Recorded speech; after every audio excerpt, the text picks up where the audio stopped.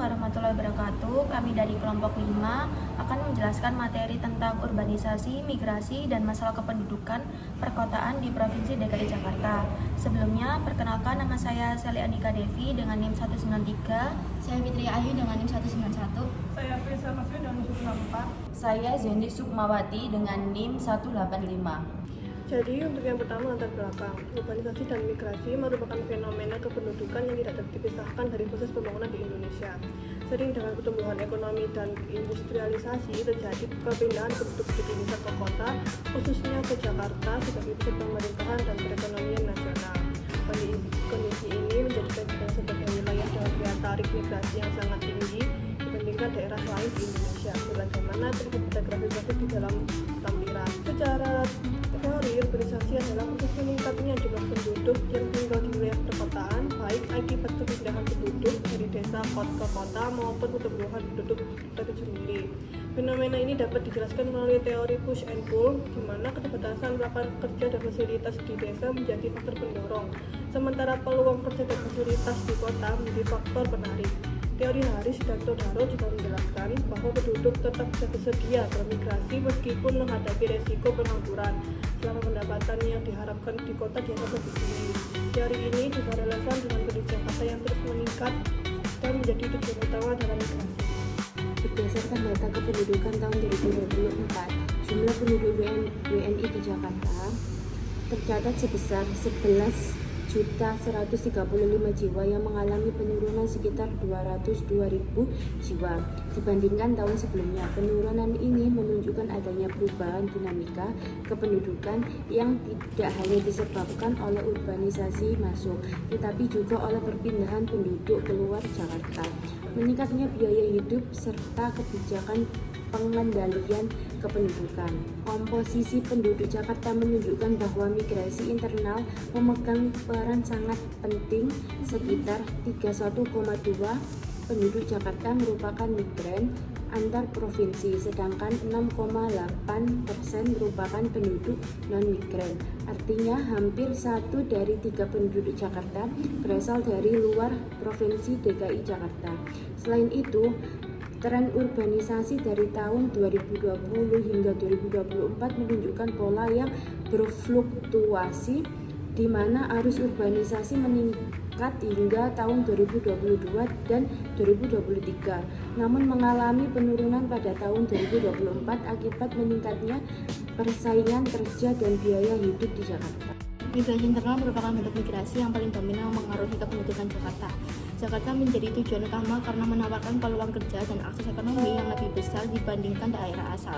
Namun, grafik jumlah pendatang baru pasca Lebaran menunjukkan bahwa jumlah pendatang mengalami fluktuasi dan cenderung menurun dalam beberapa tahun terakhir, yang mengindikasikan adanya pengendalian urbanisasi dan perubahan preferensi migrasi masyarakat. Selain migrasi internal, migrasi internasional juga menjadi bagian dari dinamika kependudukan Indonesia.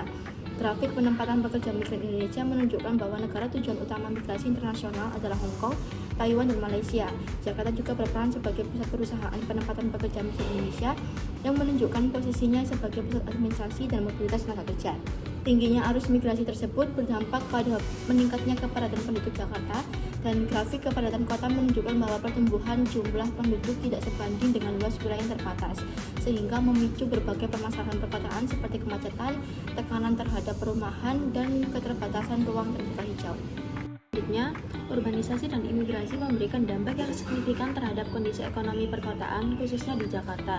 Dari sisi positifnya, yaitu urbanisasi mendorong pertumbuhan ekonomi karena meningkatnya jumlah penduduk usia produktif, ketersediaan tenaga kerja, serta berkembangnya sektor perdagangan, industri, dan jasa. Konsentrasi penduduk dan aktivitas ekonomi menjadikan kota sebagai pertumbuhan ekonomi nasional.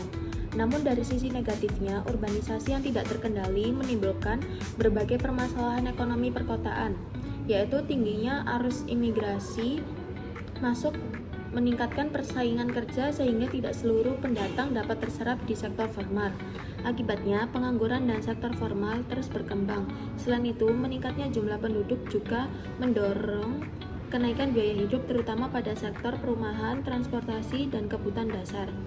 yang pada akhirnya memperlebar ketimpangan pendapatan wilayah perkotaan. Secara analisis ekonomi, kondisi ini menunjukkan adanya ketidakseimbangan antara pertumbuhan jumlah penduduk dengan kapasitas ekonomi kota dalam menyediakan lapangan kerja dan layanan publik.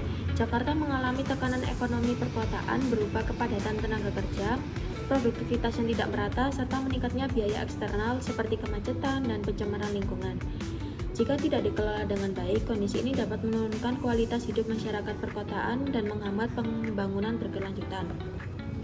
Oleh karena itu, diperlukan solusi dan kebijakan yang terintegrasi dalam pengelolaan urbanisasi dan migrasi.